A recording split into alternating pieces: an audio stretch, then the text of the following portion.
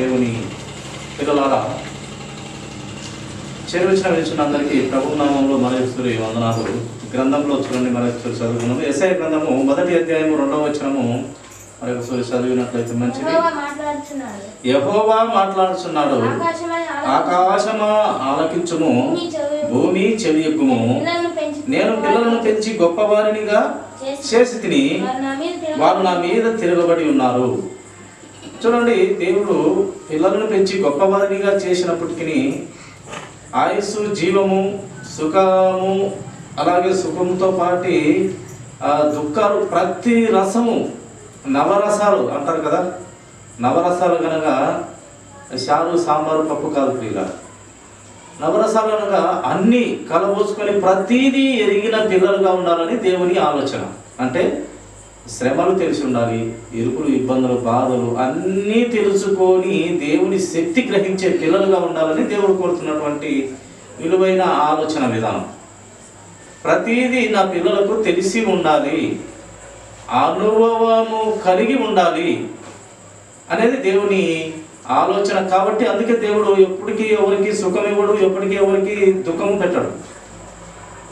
మన లోక జీవన విధానంలో రాత్రి ఉండును, పగులు ఉండును, వెన్నెల ఉండును, చీకటి ఉండును.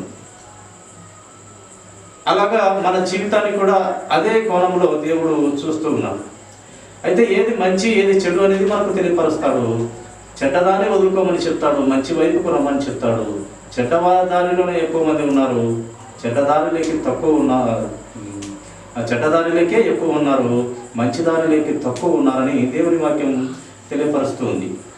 కనుక ఇంతమంది భక్తులు, ఇంతమంది దేవుని ఆలోచన విధానాన్ని తెలియపరిచే మహా గొప్ప సాక్షి సమూహం బైబిల్ గ్రంథంలో దేవుడు పరిశుద్ధాత్మను పొందుకొని వ్రాయిస్తూ, వినిపిస్తూ ఆయన క్రమము కట్టడలు మనకు తెలియపరుస్తూ ఉన్నాడు ప్రియులారా. ఇక దేవుడు పంచభూతాలకు తెలియపరుస్తూ వస్తూ ఉన్నాడు. వాటికి చూడండి, ఆకాశము కోట వినుము అంటున్నాడు, భూమికి చెవి ఎక్కువ అంటున్నాడు. అవి మాట్లాడతాయా? ఆకాశం మాట్లాడుతుందా? అది చూడు, ఒక ప్రాణి ఉన్న జీవ్యా? లేక భూమి వింటుందా, అది ఒక ప్రాణం ఉన్న జీవ్యా? లేక గాలి చెప్తే వింటుందా? గాలి అసలు మనకు కనపడుతుందా? పంచభూతాలు ఇవి మనకు కనపడవు, అయినప్పటికీ దేవుని మాటకు లోబడుతూ ఉన్నవి కనుకనే దేవుడు తన బాధను, మనుషుల పట్ల తన బాధను తెలియపరుస్తూ వస్తున్నాడు దేవుడు. అందుకే ఆకాశమును, భూమిని సాక్షిగా పెట్టి, చూడండి నా పిల్లలను పెంచి పెద్ద చేసి వారిని భూమి మీద పెట్టి మళ్ళీ నా దగ్గరికే రావాలని చెప్తున్నా కూడా వారి లోకమే పెద్ద జీవితము, ఈ లోకమే పెద్ద జీవితము, ఇంకెక్కడ ఉంది పరలోకము, నరకమంతా ఇక్కడ అనుభవించేది. కొంతమంది బుద్ధిహీనులు, పనికిమాలను చెప్పే మాట అది, అంతా ఇక్కడే అంట. ఏముంది ఇక్కడ? ఇది ఒక సమయము నాశనం అయిపోతుందిరా ఒరే నరుడా అని చెప్తూ ఉంటే ఈ వాక్యం తెలియని బుద్ధిహీనులు అంతా ఇక్కడేనంట. ఏంది ఇక్కడ? కొంచెం జీవితమే ఇక్కడ, చాలా జీవితము నా దగ్గర ఉన్నది. మీ పౌర స్థితే పరలోక రాజ్యం అని దేవుడు సెలవిస్తూ ఉన్నాడు. లేదంటారా? అవునా? దేవుడు సెలవిస్తున్నటువంటి మాట ఏంటి? మీ పౌర స్థితి ఇక్కడ కాదు, మీరు ఇక్కడ యాత్రికులు, పరదేశులు. మీరు ఇక్కడ, మీ పౌరస్థితి పరలోక రాజ్యమే. మీకు వాగ్దానం చేసిన వాడు నమ్మదగిన దేవుడు, నీతిమంతుడు, యథార్థవంతుడు, అన్నిటికి మించి పరిశుద్ధుడు. అట్టి పరిశుద్ధ లోకంలో మీరును రావాలని తండ్రి, కుమారుడు, పరిశుద్ధాత్మ దేవుడు కోరుతూ ఉన్నాడు. కనుక ప్రియ సహోదరి, మనము ఆయన మాట విన్న దాని ప్రకారం నడుచుకొని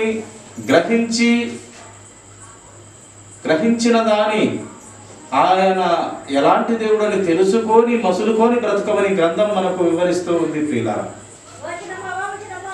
చూడండి, మరొక ఆలోచన మాట డోరైనా ఆ యొక్క మరొక మాట మనం చూసుకుందాం. చూడండి, యోహాను సువార్త 5వ అధ్యాయం 24వ వచనం.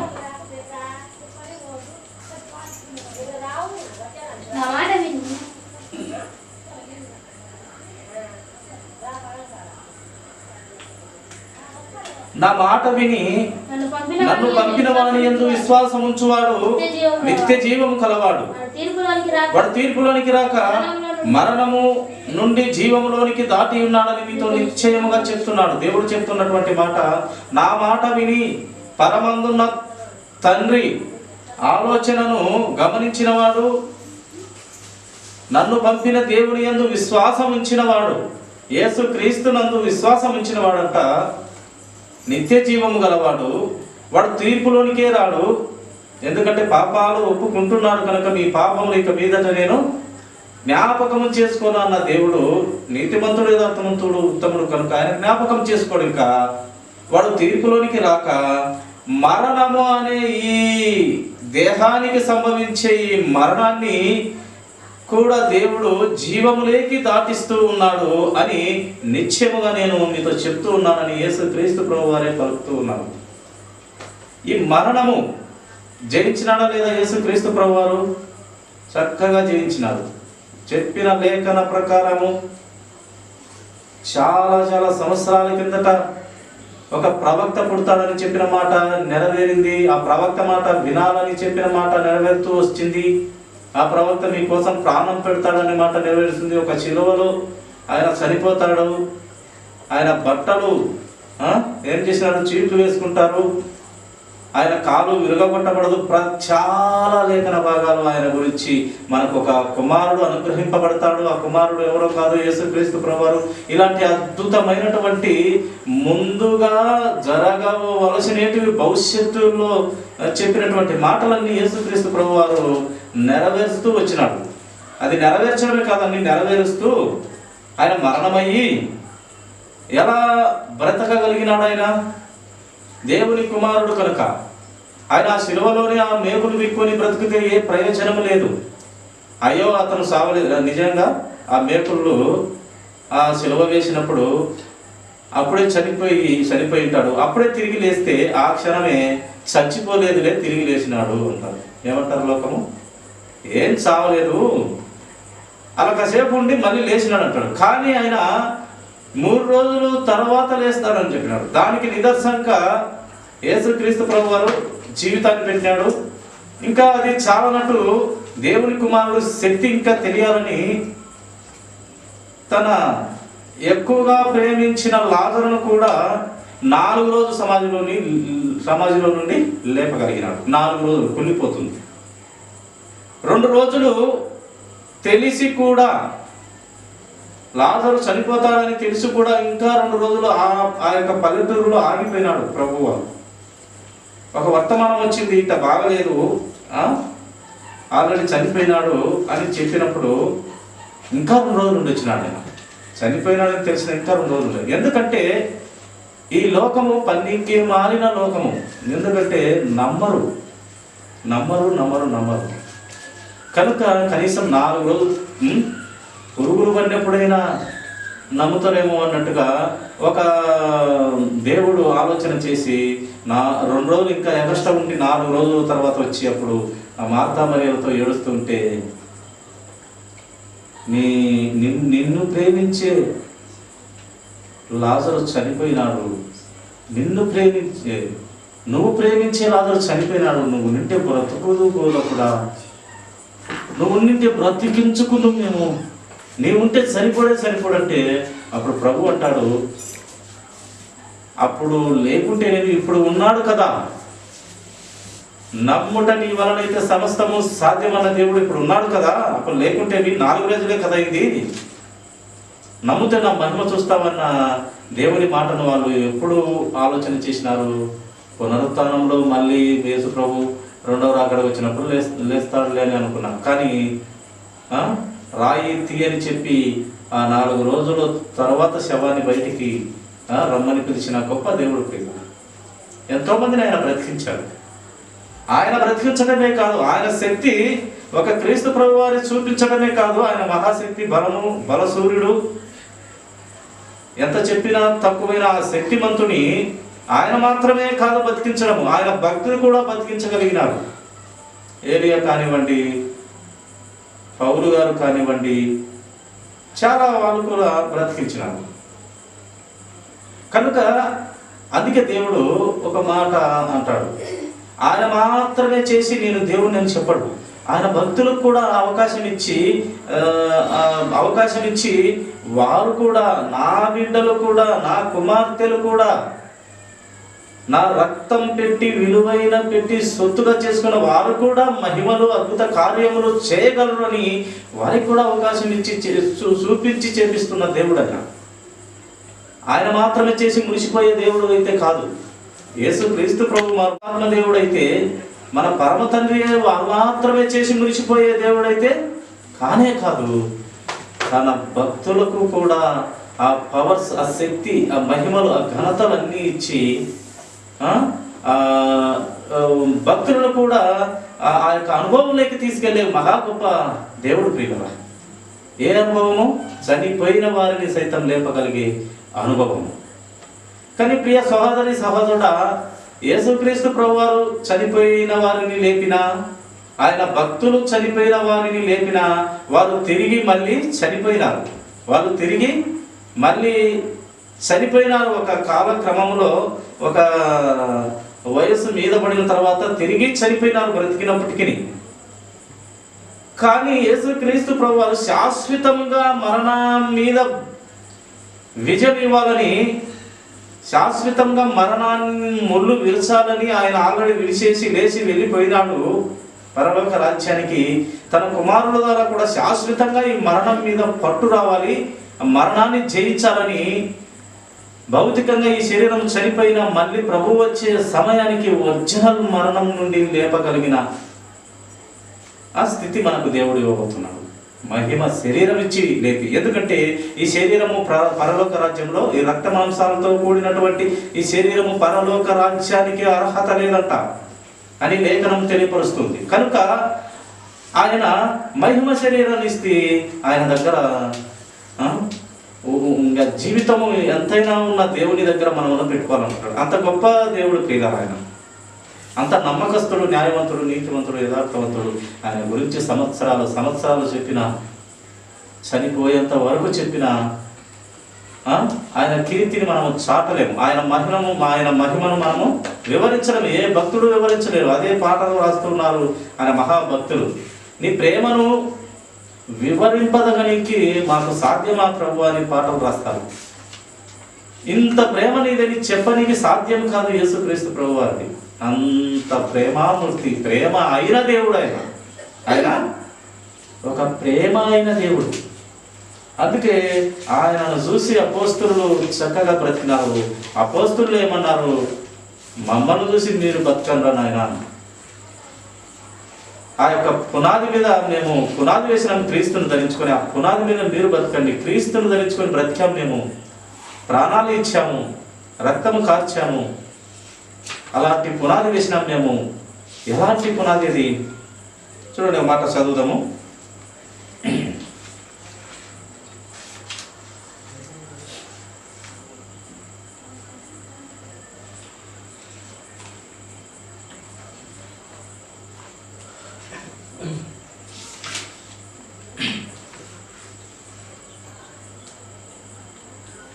అపోస్తల కార్యములు 16వ అధ్యాయము చూడండి. అపోస్తల కార్యములు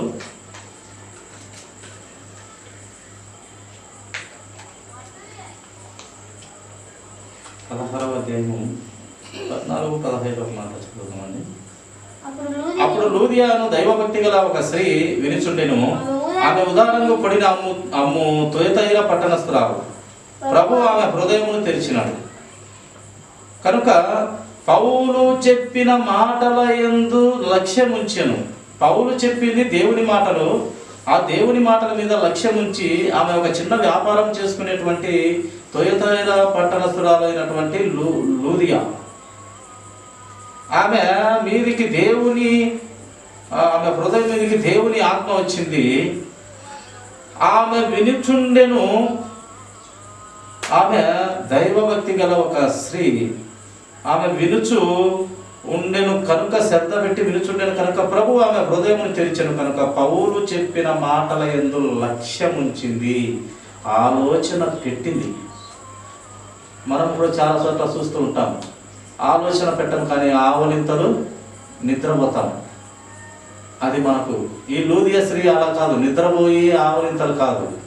ఆమె క్రీస్తు మాటల పట్ల శ్రద్ధ ఉంచినటువంటి భక్తురాలని రాయబడుతూ వచ్చింది. అందుకే ఆమె హృదయమును దేవుడే తెరిచి దేవుడే సాక్ష్యం ఇస్తున్నటువంటి మాట. ఆ లూదియాను దైవభక్తి గల ఒక స్త్రీ వినుచు ఆమె హృదయమును దేవుడు తెరిచినట్ట వినుచు ఉన్నది. శ్రద్ధ పెట్టి లక్ష్యం ఉంచి వినుచుండేదంట. అదే అపోస్తలుల కార్యములు 2వ అధ్యాయము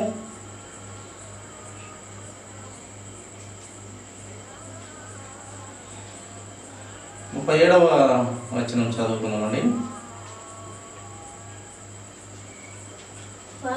వారి మాట విని హృదయంలో నొచ్చుకొని మేమేమి చేతుమని పేతురును కడమ అడుగగా, పేతురును కడమ అపోస్తలుడు చివరి అపోస్తలుడైన పేతురును అడిగినారంట. అక్కడ ఉన్నటువంటి జనము వాక్యం వింటూ, అద్భుతంగా చెప్పావయ్యా వాక్యము, దేవుని మాటలు మాలో భయము పుట్టించింది, వణుకు పుట్టించింది, మేమేం చేయాలని చెప్పు అన్నారంట.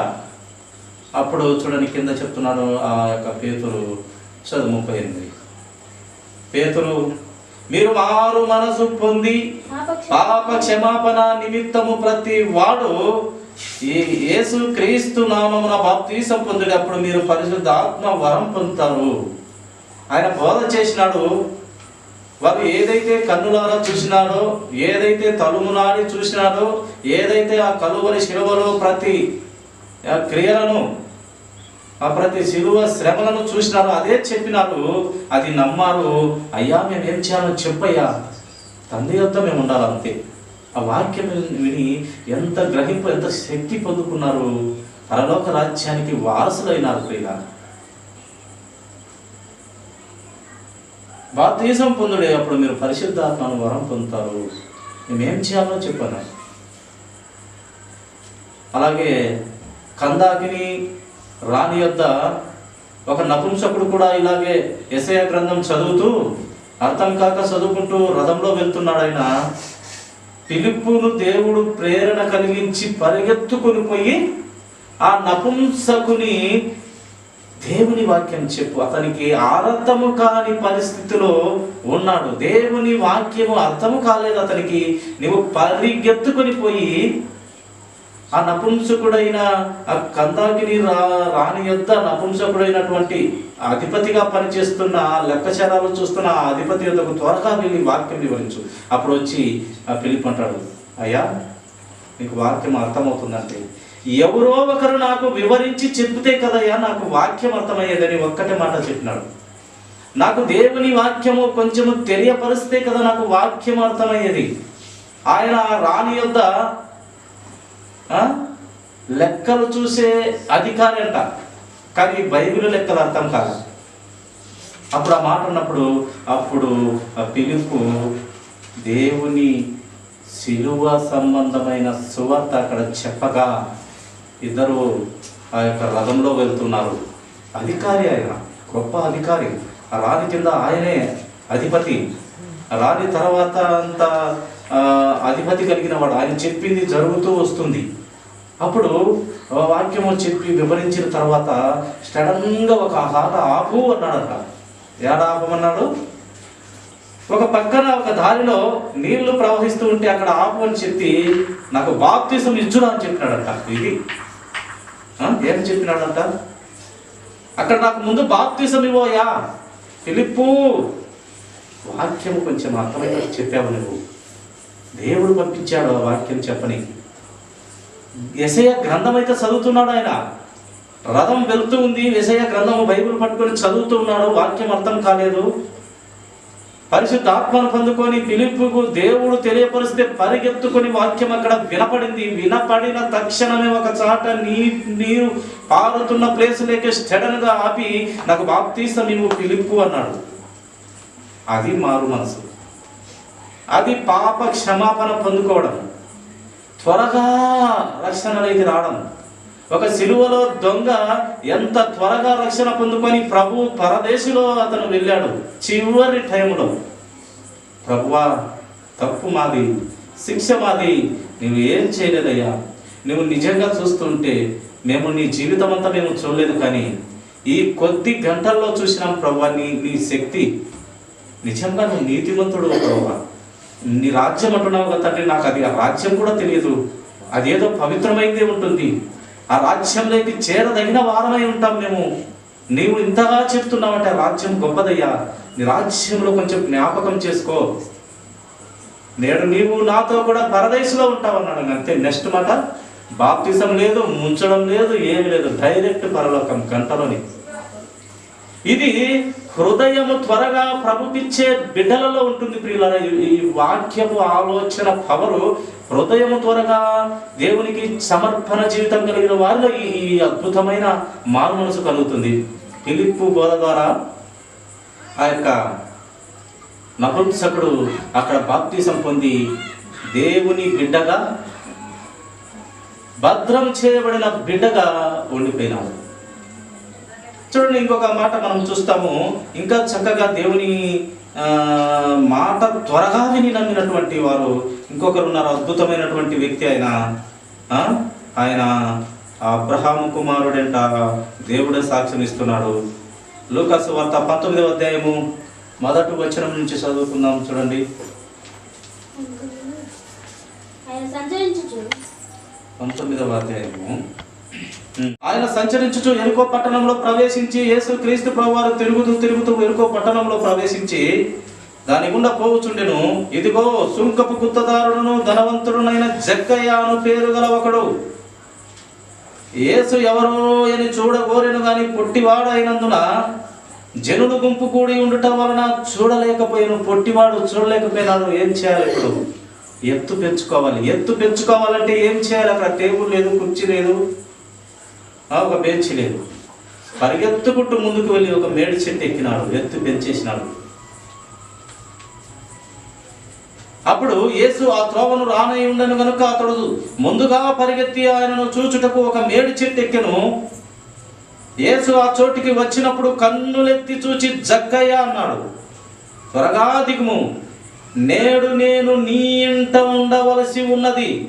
నేడు నేను నీ యొక్క శిలువల దొంగకు ఆ యొక్క పాప క్షమాపణ అడిగిన తక్షణమే నీవు నాతో కూడా పరదేశంలో ఉంటావన్న దేవుడు ఇక్కడ జక్కయ్యతో చెప్తున్నాడు. నేడు నేను నీ ఇంట ఉండవలసి ఉన్నదని అతనితో చెప్పగా అతడు సంతోషపడిన ఆనందం చూడండి పిల్లరా. అతడు త్వరగా దిగి సంతోషముతో ఆయనను చేర్చుకొనెను. ఇది భక్తిపరుని లక్షణం.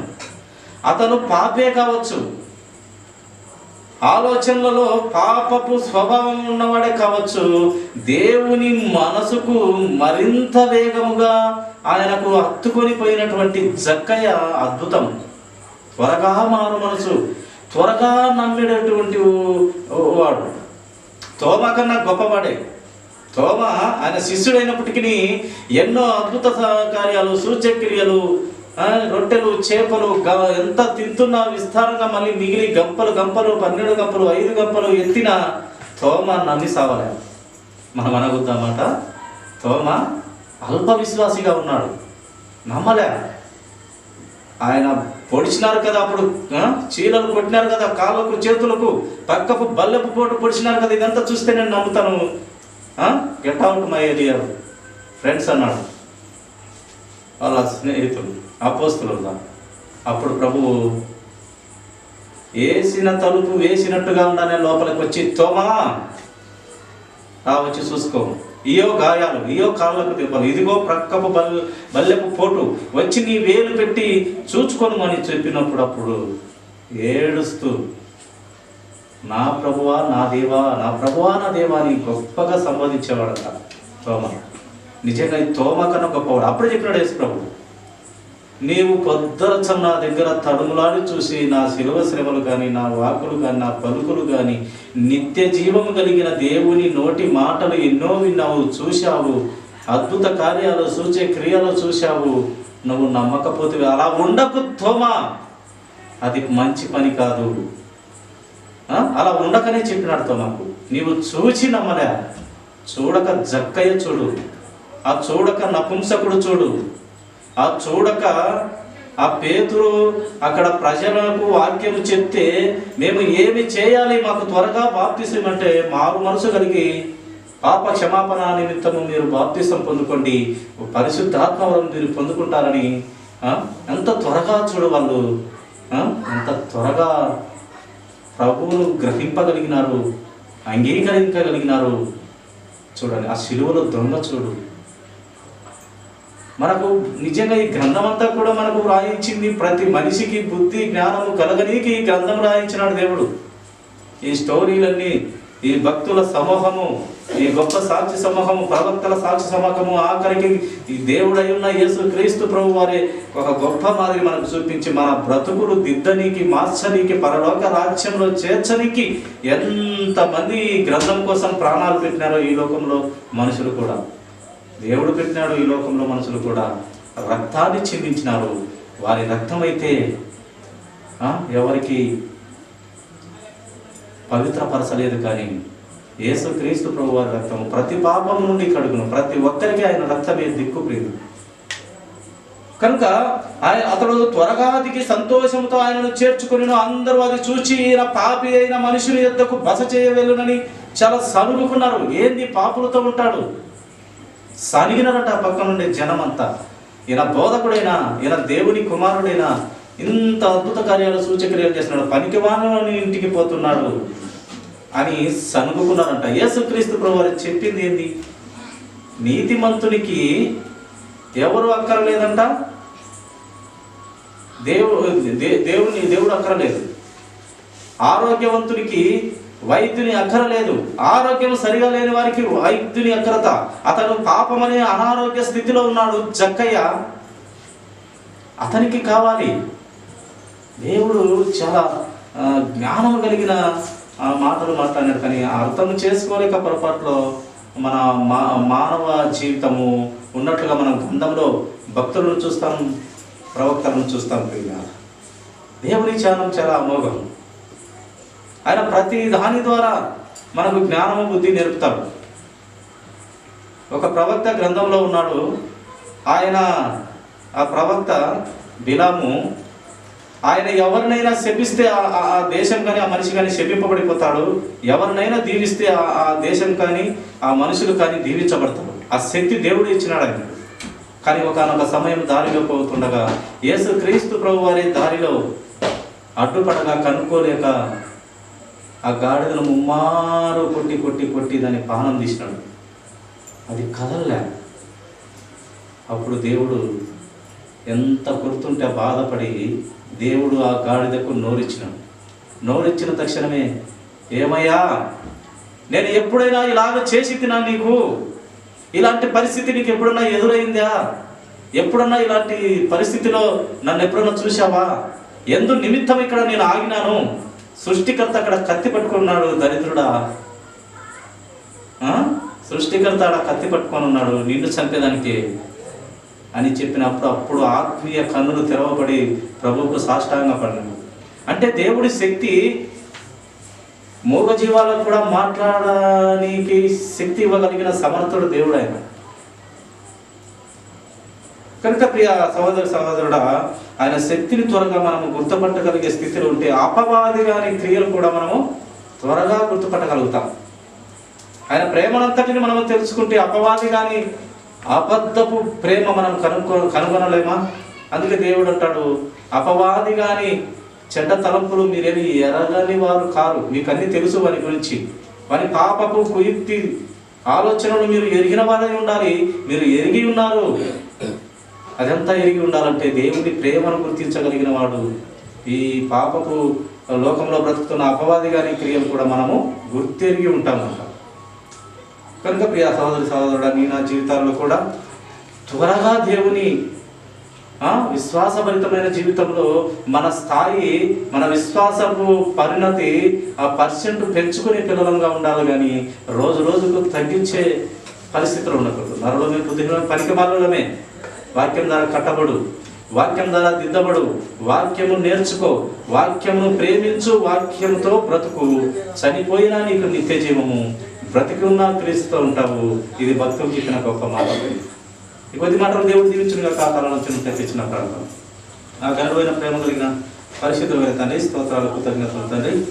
కొన్ని మాటలు తండ్రి జక్కయ్యతో మాతో మాట్లాడినారు, అలాగే లూదియా అనే భక్తురాలతో మాట్లాడినారు తండ్రి. పౌలు మాటలు విని లూదియా మారింది, పేతురు మాటలు విని అక్కడ చాలామంది బాప్తీసం తీసుకున్నారు. ఫిలిప్పు మాటలు విని ఒక నపుంసకుడు